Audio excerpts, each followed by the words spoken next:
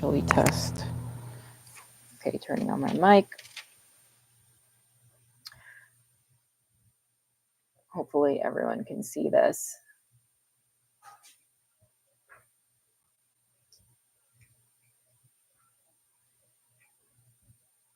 Then you guys can chat if you guys are on YouTube with me live. You guys can ask me questions in the chat, but if not, I have a lot of stuff to go over. I started this early to make sure everything's good.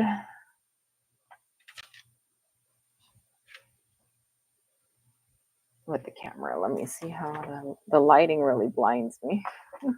Oh my gosh. Oh well, I'm using an external camera. My MacBook camera is just so bad.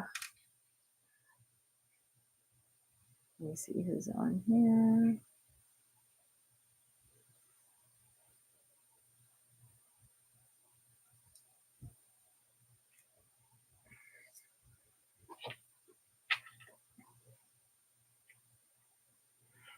Light's so bright. Ah, guess that's a little better.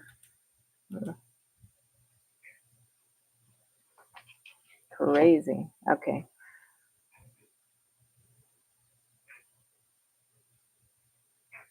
Two minutes. Let's see if anyone has timestamps. We can do that. Me. It's just me.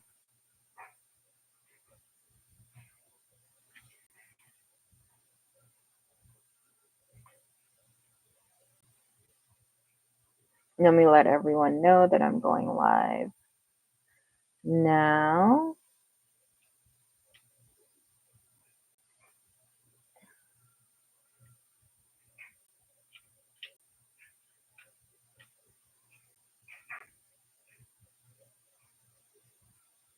Yay. Okay, it's showing.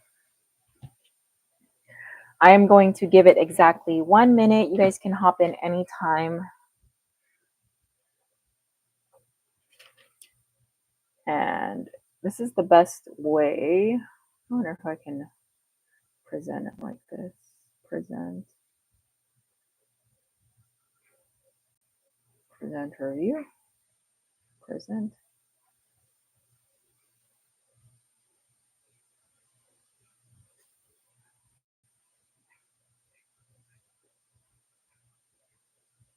Yeah, much better.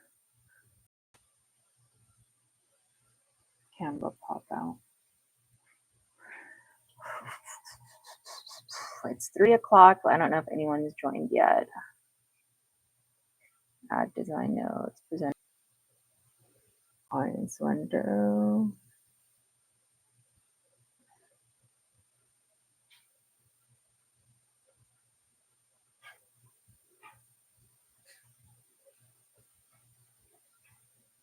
Okay, I guess. Oh no. Share this tab. Whoops.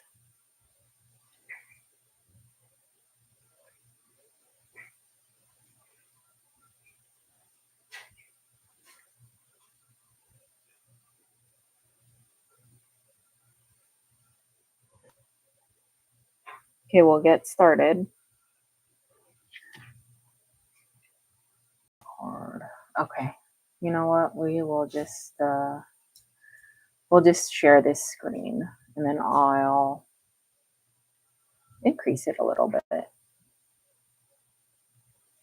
Okay, welcome everyone. If you are joining me via Facebook or school, welcome to this live. These are, I apologize because they're kind of all over the place currently because I am trying to just find a schedule that works for me and that works for everyone. As far as doing these lives, I mainly want to do them in my school community and not on Facebook because I feel like Facebook is so disorganized. My group and my announcements get lost in the shuffle. On Facebook, there's so many of you guys are in like 500 groups or 200 groups. And so whenever my group shows up with announcements and stuff, it is just who knows when, right? Or who knows when that's going to happen or what. So that's why I decided to try and move everybody to school. Right now I put it $7 because we did hit 100 members. So it's still it is affordable actually for everything that you get on there. What I'm doing here is a presentation, and this presentation will turn into a lesson that I upload into my school community. And if you're already in the school community, you'll know that there are 20 plus lessons in there that go over everything you need to know while you're on medications. So today, since we don't have any questions, I think I'm just going to move forward in this portion. Let me see if anyone's joined. Yeah, no one's participating. So this replay is going to be available within school, and I will let keep this replay up on my Facebook group for 24 hours. But if you guys want to catch this replay plus get a copy of the slides, because I always like to get a copy of slides for notes and just for me to reference, everything is going to be in the school community. So let's get started, right? We're going to talk about managing fatigue while on medications and some strategies that we can use and that I've used and that I've had others use when getting on medications and why this happens. Let me move the slide. Okay. So most of what's happening when you are fatigued on medications, most of the time, the big culprit is you're not consuming enough calories. So let's say you first start medication, your appetite is greatly suppressed. I've seen it all over, and this has happened to me as well, where they take the shot or they increase their dose, and they're like, I can't eat it another bite. If I eat 2 bites, I feel nauseous. I just can't eat. But surprise, surprise, what happens? Your blood sugar dips, there's fatigue, brain fog, you have mood swings, your metabolism is going to slow down. And if you're working out, if you can even work out, you could barely recover. So I would say if I were to address the number one cause of being tired while on medications, that's under fueling. So what can you do to bust through this, right? You can First of all, I wanted to say that I don't want you guys to be afraid to eat more because I see this often. Like when you have been on a dose for 4 weeks, 6 weeks, you start getting some appetite back, and a lot of people get scared and they said, oh no, I'm starting to feel hungry again. It's time for me to increase my dose. And I'll tell you right now, that is not always the answer.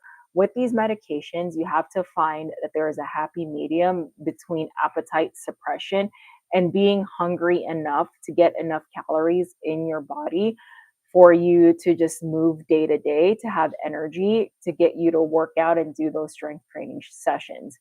This is the one thing I want you to understand is you can still be in a caloric deficit, meaning your body you can caloric deficit and you can still lose weight. So in the beginning you're like, oh, my appetite's so suppressed, I could barely eat anything. It's not, for me, it's not a win because we need food to fuel our body and we need enough food to fuel our body.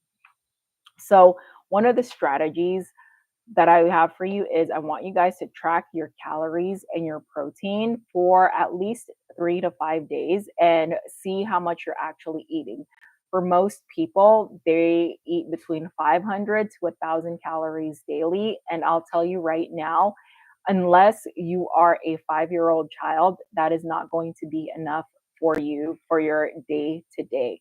I go over, your total daily energy expenditure, the calories that you burn on a daily basis on a different lesson. But for this lesson, for the most part, most of us are under eating, and that's why we're fatigued.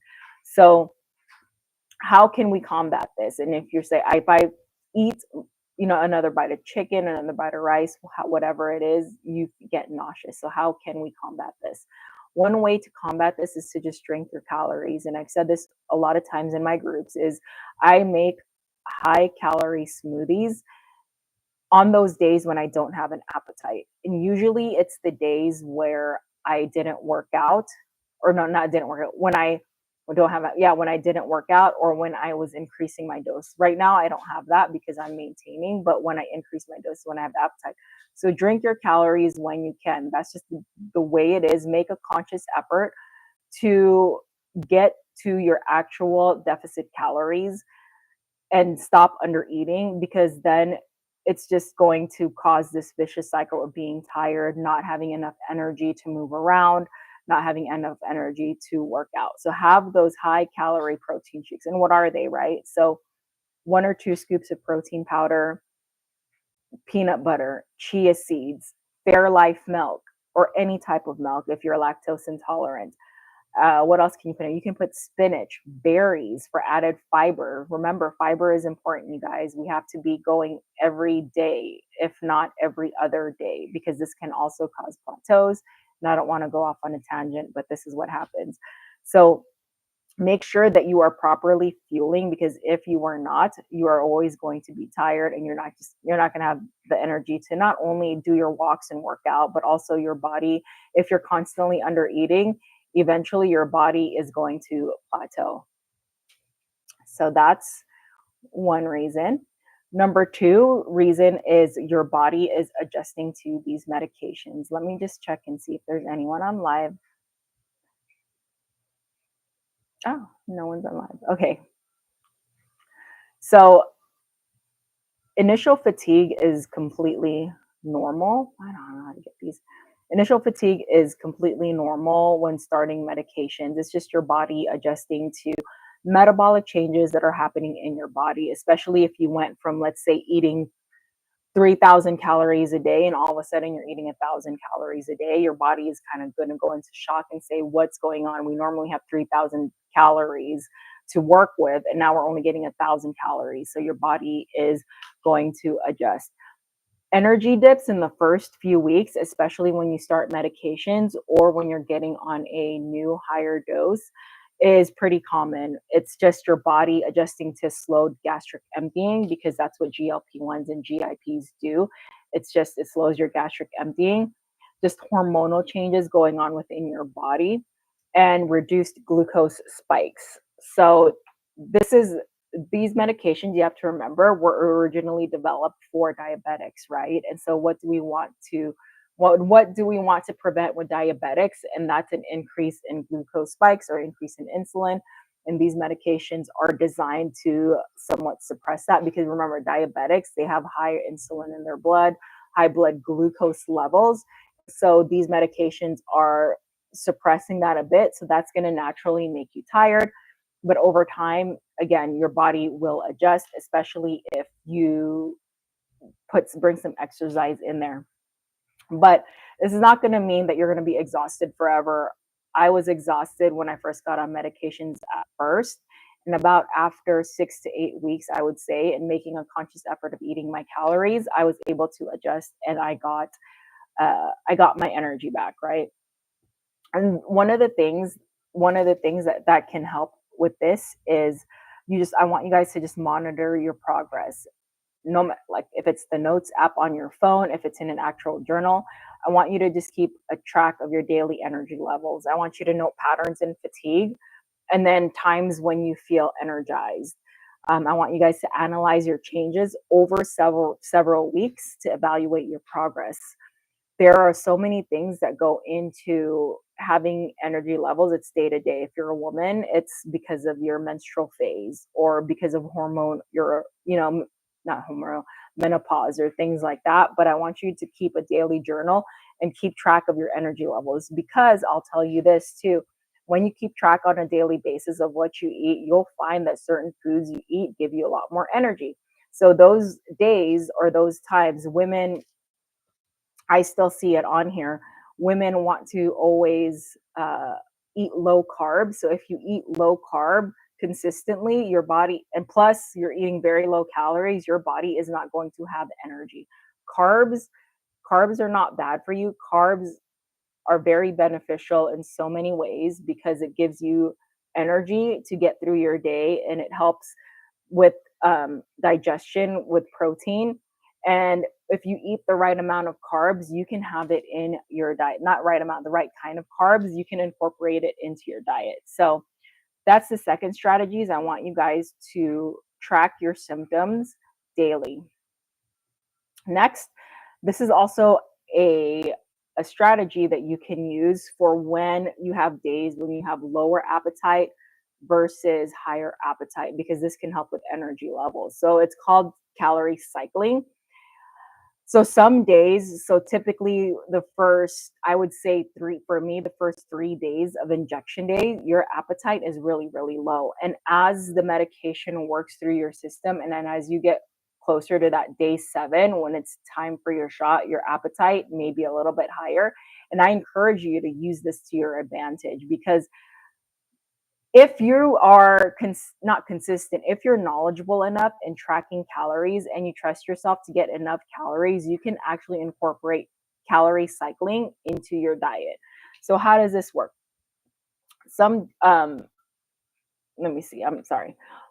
I have my notes. So how does this work? So all on lower hunger days. So let's say your first 2 days of shots, right? I want you guys can eat like not very little, but to your close to your deficit calories. So 1200, 1300, 1400 calories. And let's say your calorie deficit or what you've calculated is 1700 calories. I want you to at least average that for the week. So how would this look like is the first 2 or 3 days, 1200, 1300, 1400 calories. And then the rest of the week, when you get closer to shot date, try to get closer to 1700, 1800 calories. I forgot what I said the calorie deficit was, but try to get closer to your deficit calories on those days, because use that hunger, those hunger cues closer to shot day to your advantage. And it's okay for you to increase those calories. Don't be afraid to increase those calories, because it will actually benefit your body. Another tip is you can use calorie cycling. This is a little more advanced, and I can go over this, but for the days that you work out. So let's say you work out Monday, Wednesday, Friday, you do strength training session for 45 minutes. Just have those be your higher calorie days. You're going to be naturally hungrier anyway because you worked out those days. So use those days to have higher calorie days. And then Tuesdays and Thursdays can be your lower calorie days, as well as the weekends. If you don't work out, if you're not active on the weekends, you can make those your lower calorie days. In the end, when you're looking at it from a 7 to 14 day perspective, it all comes down to your average calories for the week. So it evens out. I've done this before too when I've tried to cut fat, just depending on my appetite levels. And also during my menstrual cycle, I'm hungrier the week before my period. So I strategically use this to just eat more food. And eating more food, I went over this during plateaus, revs up your metabolism. So so strategy number 4 is you can build energy throughout the day. Someone in the Facebook group, I just talked to someone about this. Let me just make sure my mic was on. And she told me that she doesn't have enough energy to get a workout in. Most days she's laying in bed and she can't even get herself to go and exercise. And I asked her, well, when you go for those 10-minute walks, do you feel tired or more energized? And she said, I always feel more energized after those 10-minute walks or after I work out. And so this is what I always tell a lot of my clients and a lot of people that I talk to. The last thing, right, that you want to do when you're feeling tired is go and work out. And this is a strategy, a mental strategy that I use with myself and I tell people to do. Just go in and work out for 10 minutes or give yourself 5 minutes, start stretching, start walking, start some sort of movement. And if after 5 or 10 minutes you still have very low energy and you're just not up for it, then give yourself permission to just forget about the day and you'll just start over tomorrow and try to work out tomorrow. So that's how you can build energy throughout the day. You can also, the little spurts of exercise is better than nothing, right? If you're working and you get your 10-15 minute breaks, use it to walk around the block if weather permits. Or if you're at home like me and you prefer walking on a treadmill, whenever you see an opportunity, just hop on the treadmill, do a 5 or 10 minute walk. All those little things will add up and will help give you energy throughout the day. Surprisingly, movement will give you more energy. Let's see right here. Oh, and this is the one that I want to start doing is first thing in the morning, try to get outside, even if there's no sun. Morning sun, 20 ounces of water and protein first thing in the morning is going to give you energy before you even have your coffee or your just energy drink of choice. Those three things: get outside, hydrate, 20 ounces of water first thing before you have any coffee, and start your day with a high protein meal. And those things will help get you energy throughout the day. Other tips is, again, find some way to move early in the day. Do a quick yoga flow for 10 minutes when you get up. Step outside and just walk around the block for real quick. Or I blanked out. Yeah, in the morning sun that I talked about. Start your day with water, and even if you feel up for it, I do recommend electrolytes in your water, and then 15 to 20 grams of protein within an hour of waking. And make sure, and I didn't put the strategies in here, but I should have, but make sure to get adequate sleep.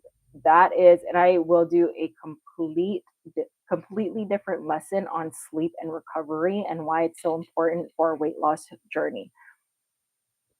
So, also, I have on here on the slide, drink water consistently throughout the day. You guys all know this to prevent fatigue, preferably 80 ounces to 100 ounces of water. You want to include hydrating foods, fruits and vegetables, and don't just say you drank water, but actually monitor it. Get a 40-ounce water bottle. Everyone has them these days, a 30-ounce water bottle, and track exactly how much water you're getting in throughout the day. You'd be surprised to know that many people are underhydrating.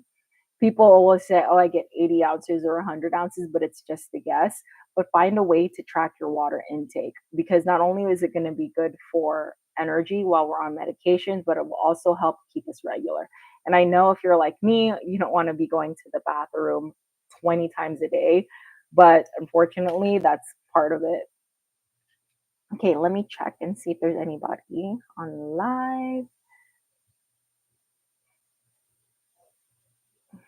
Nope, nobody's here yet. Perfect. So we'll just keep going.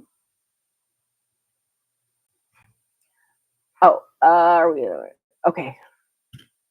I want you guys to also, part of my GLP-1 community is just the whole mindset aspect of weight loss. And I realize that without the proper mindset, it is going to not be sustainable results, because not only are we changing our bodies on the outside of how we look, but we also need to change our mindset. So I incorporated this into here.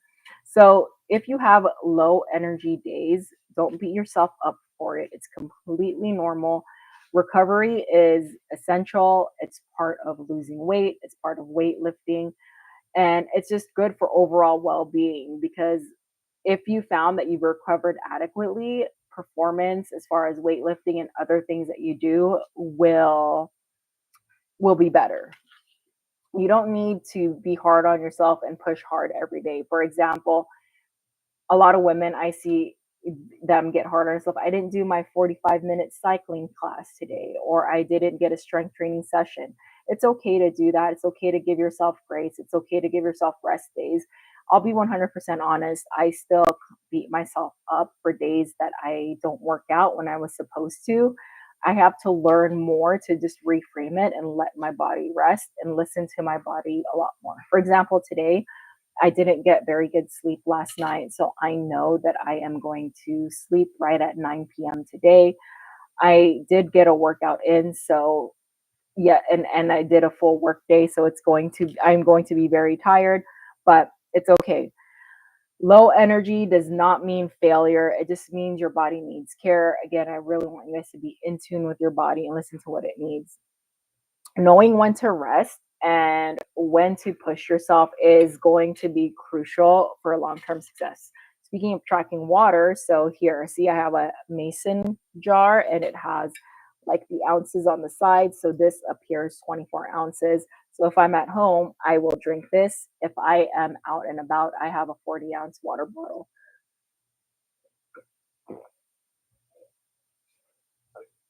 So, some strategies that you can do for low energy days if you still want to move your body. You want to focus on mindset work, journaling. You can do a light walk or some yoga movements. You can, but make sure you eat a nourishing, easy to digest meals. And again, you want to just journal, review your goals, review how far you've come. I put that on here. Oh, where's my mouse? Okay. So here, I want you guys to track your energy patterns. Again, keep a journal. You should be keeping a journal anyway throughout your journey so that you can refer back to it 5 months from now and realize how far you've come if you've hit a plateau. I always encourage that with everyone that I speak with. Keep a fatigue journal allows you to monitor daily variations in your energy levels, and it's going to help you identify potential triggers or patterns contributing to fatigue over time. So one example of this is, I know some people get this, is if they eat a higher carb meal at lunchtime, they're going to have that 2 p.m. afternoon slump. So avoid that by just having more high protein lunch, limiting the carbs at lunch, and then spreading your carbs out throughout your breakfast, snacks, and dinner. And then also, women will often feel lower energy during their luteal phase. So this is the week before your period. Again, listen to your body. If you can't get a full workout in, there's no issues with dialing back on your workouts or just doing a gentler form of workouts the week before your cycle. And your appetite's going to change too. So you're going to be hungrier during your luteal phase, and so use this to your advantage. Don't feel guilty. If you have been lacking in appetite while you're on your GLP-1 journey, then use that to your advantage. And when you're hungrier, go ahead and fuel your body and eat more food. Trust me, your body will thank you. And you can also sync your workouts and your food around your cycle. So how I do this applies to me because during my luteal phase, which just happened, I realized before my period and like a little during my period, I will do a deload week. So just lighter weights, easier weights, and then I will fuel my body however I need to. If that means going up to my maintenance calories, I will do that, and I will not feel guilty for it because I know 3 weeks out of that, yeah, 3 weeks out of that month, I will hit it and right on point. Okay. So those are just some ways to manage fatigue. I initially did the number one underlying cause of fatigue is the under eating aspect of it. So tackle this first, get more food in your body by having those high calorie, high protein shakes. Make sure you're getting enough and make sure you're in those calorie deficits. So, well, thank you guys for joining my live stream. Hopefully you learned something here and you take away something from it. And again, this replay will be available on Facebook for 24 hours before I take it down. And then it's going to be available in my school community indefinitely. That's where I upload all my lives and my courses. I'll see you next time.